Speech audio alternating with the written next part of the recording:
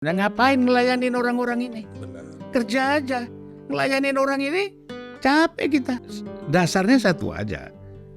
Benci sama Jokowi, dendam sama Jokowi dan keluarganya, sehingga apapun yang mau dibuat oleh Jokowi itu nggak ada artinya. Salah. Tapi masalahnya bencinya 10 tahun ya. Sekarang ini kami nih oposisi nih sama Jokowi nih gini-gini.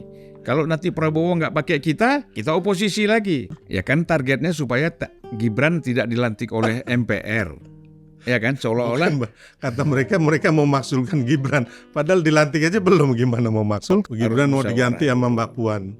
Dari mana? Lebih nggak masuk akal. Logika politik. Mereka kayaknya terlalu pintar ya Bang ya.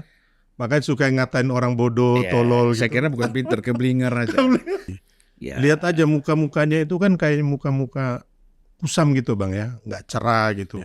Menghujat-hujat orang. Tapi mereka selalu menggunakan nama Tuhan dan agama itu Pak untuk menjelekan ataupun memfitnah orang, itu saya lihat. Apalagi mengambil contoh misalnya jembatan Selat Sunda. Ini apa ini? Di kertas saja belum selesai.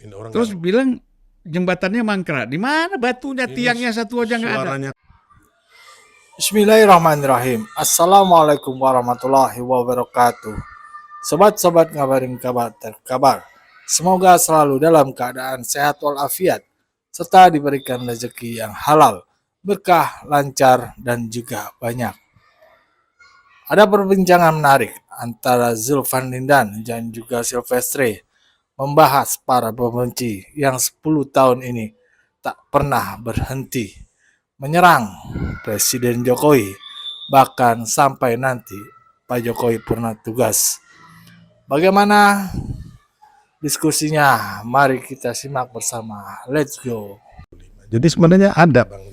Ada, kalau Bappenas kita undang ke sini nanti. Ya itu. Kebetulan dia paparkan itu semua video-videonya, rencananya semua itu ada.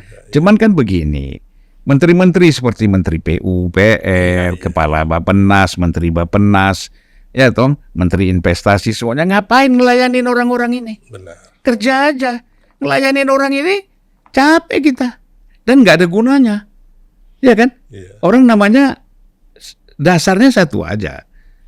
Benci sama Jokowi, dendam sama Jokowi dan keluarganya, sehingga apapun yang mau dibuat oleh Jokowi itu nggak ada artinya. Salah. Tapi masalahnya bencinya 10 tahun ya Bang. Ya kalau Terus ngapain aja hidupnya gitu loh Bang. ya namanya orang kecewa. Tadinya kan punya jabatan, kemudian dicopot dari jabatan-jabatannya, ya kan? Atau mau jabatan yang lebih tinggi. Yang mau lebih tinggi. Sekarang provokasi supaya seolah-olah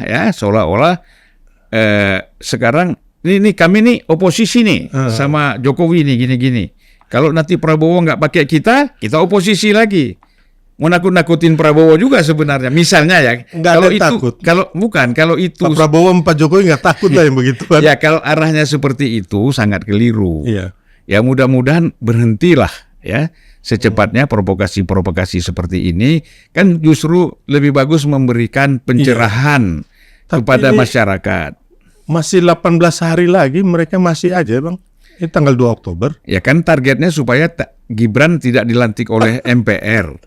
Ya kan seolah-olah Kata mereka mau maksulkan Gibran. Padahal dilantik aja belum, gimana mau maksulkan ya? ya nggak bisa lah. Ini kan konstitusi. Negara ini memang negara anarkis. Negara yang nggak punya aturan. Ya kan? Ganti kepala desa aja ada aturan kok. Gibran mau diganti sama Mbak Puan. Dari mana? Lebih nggak masuk akal. Matematikanya aku nggak masuk gitu Bang. Itu lebih nggak masuk akal.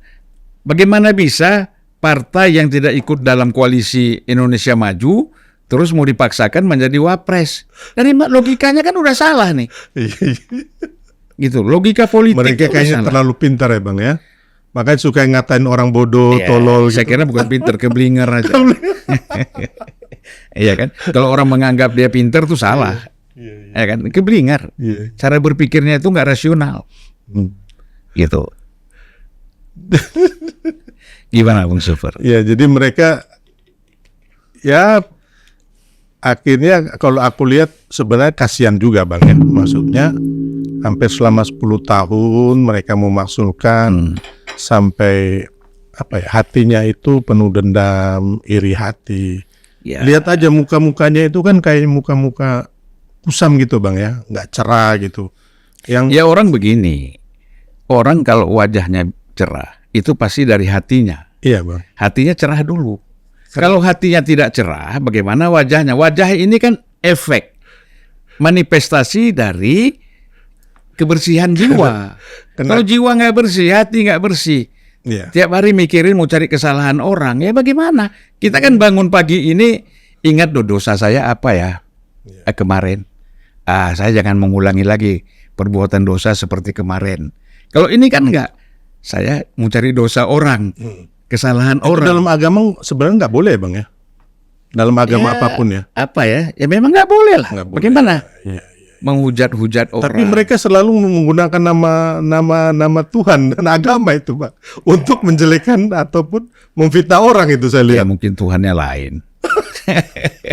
Dan saya lihat memang penyakit hati bang. Akhirnya ya mereka kalau menurut saya sih udah sampai ke kejiwaan, terus stres, sakit jantung. Ya, Ya kalau menurut saya sih patut dikasihani. iya, iya. Ya patut disayangi, gitu kan. Bagi orang-orang yang memang punya hati, ya, tidak berupaya untuk membangun akal-akal sehat kepada masyarakat. Masyarakat ini kan harus kita bantu. Dia beban masyarakat ini udah berat loh, beban ekonomi, ya kan? Iya. Lihat nggak di jalan tuh bagaimana tukang ojek itu, tukang gojek itu seliweran, kita nggak bisa marah loh. Saya bilang sama teman saya atau driver saya, kamu jangan marah sama tukang gojek itu kalau mereka bawa motor itu nyalip sana nyalip sini. Mereka tuh cari makan, mereka harus tepat waktu. Itulah jalan dia. Kondisi lalu lintas kita seperti itu, gitu loh. Terus mereka ini begitu berhenti buka medsos, yang ada suguhan Sumpah sumpah serapah fitnah. Kasihan juga. Kasihan kan, harus kan diberikan pencerahan. Tapi orang ini selalu bicara demokrasi, entah apa yang dia masuk demokrasi. Tapi untungnya juga nggak banyak yang terpengaruh ya bang ya. Kayak teman-teman di lapangan tukang gojek atau mahasiswa ataupun ibu rumah tangga, Jadi sedikit yang terpengaruh kayaknya. ya sedikit, nggak ada. Mereka kerja terus kok. Iya, iya. Memang peduli mereka sama yang mereka sampaikan itu. Nah, kita begini ya, kalau yang melakukan koreksi itu adalah ada guru besar yang masih berpikir positif di perguruan tinggi, ya kan? Iya. Kawan-kawan kita yang mengajar di sana, Iya, memberikan kritik, Ya. ada solusi. ada solusinya. Itu sih nggak apa-apa. Bagus itu. Ini orang ini aja. Iya, dia di Coba, mereka dari dulu ini kumpul, saya kan tahu, saya pernah ikut kumpul juga. Tapi Abang saya diajak juga ya. saya nggak mau ikut gini-gini cara berpikir seperti ini. Bukan saya nggak pernah kumpul sama kawan-kawan itu. Saya berkumpul, Iya, iya, iya. gitu. Ya jadi patut kita sayangi aja. Apalagi yang mengambil contoh misalnya jembatan Selat Sunda. Ini apa ini? Di kertas saja belum selesai. Ini orang Terus bilang jembatannya mangkrak. Di mana batunya, tiangnya satu aja nggak ada. suaranya keras ya kan, menghujat tapi dia nggak ngerti apa-apa, kasihan juga. Kasihan karena ya itulah karena faktor tadi kebencian. Apalagi ya Jokowi ini apalagi salahnya. Nanti kalau di atas rumahnya ada batu jatuh satu, pada anak-anak main-main lempar-lempar Pak batu. Jokowi yang salah. Ah, ini Jokowi nih. Pasti Jokowi yang suruh anak-anak ini lempar batu di atas atap Oh iya rumahnya. bang, kemarin yang ada itu bang, DPR PDIP yang nggak jadi dilantik atau yang mundur atau apalah, mereka menyalahkan Pak Jokowi juga bang. Ya itu. Kasihan ya Pak Jokowi. Ya tapi kalau saya nggak kasihan sama Jokowi, kasihan sama mereka. Oh kasihan, iya. Jokowi ngapain kita kasihani, dia udah tahu kok. Pak Jokowi gembira aja, sehat-sehat. Kasihan sama Bang, orang-orang. Tapi kita ngomong ya bang ya, Pak Jokowi ini saya belum pernah, selama saya berhubungan atau kita semua tahu, Pak Jokowi itu menurut saya nggak pernah sakit loh. Jarang ya, jarang. Jangan ya. bilang nggak pernah, belum. Jarang. Belum. Jadi kalau bilang nggak pernah. Karena dia mungkin hatinya juga bersih, terus minum jamu-jamuan, hidup sehat, riang gembira, bang. Ya mungkin nggak terlalu mikirkan hal seperti apa yang disampaikan oleh kawan-kawan itu ya, karena kawan-kawan ini. Tapi abang pernah dengar Bapak Jokowi sakit nggak? belum. Belum ya? Tapi Pak Jokowi sering menjenguk kawan-kawannya sakit, saya dengar. Yang meninggal yang sakit. Iya. Walaupun yang bilangin dia segala macam lah, Fir'aun lah. Jadi memang ya kita mendoakan supaya kawan-kawan kita yang benci, dendam, menfitnah ataupun memberikan satu bukti-bukti yang salah itu kembali kepada jalan yang benar. Ya, bukan kita nggak setuju mereka menjadi oposan, bukan kita tidak setuju mereka itu melakukan koreksi dan kritik, boleh, tapi yang proporsional dan yang benar gitu loh, jangan mengada-ngada. Iya. Kita kan, saya ketemu Pak Jokowi ngobrol aja nggak pernah. Nggak pernah, saya nggak ada urusan. Iya kan? Iya. Apa jabatan pun tidak. Dikasih proyek pun nggak? Apalagi, Iya. ya uang sampai setetes keringat pun tidak pernah. Iya. Jadi saya membela Jokowi, dibilang oh ini penjilat, ini dibayar, bayar siapa? Nggak ada tanya. Siapa lewat siapa? Iya. Saya menerima uang dari, katakan tidak dari Pak Jokowi, tapi dari timnya, dari orangnya, dari menterinya, nggak ada. Iya kan? Malah saya membuat podcast ini, saya dipercaya oleh Pak Erik menjadi komisaris di Jasa Marga, ya kan? Karena saya ingin mempertahankan idealisme saya dan independensi saya mundur dari komisaris Jasa Marga. Hebat banget. Ya, saya mundur dari staf khusus menteri. Hebat. Kenapa? Saya mau independen. Nggak boleh kita makanya, bikin podcast ini tidak independen. Kan kita tahu juga mereka sakit hati, suka fitnah itu kan karena juga barisan sakitan ini kan nggak kebagian kue juga. Sebagian sudah kebagian, tapi karena buat kesalahan diganti oleh Pak Jokowi itu aja. Iya kan? Atau dia kurang, Bang. Kurang yang lebih tinggi lagi. Jadi Kasihan. stres sendiri. Kasihan. Atau seolah-olah ini mau provokasi supaya nanti ke depan dapat lagi.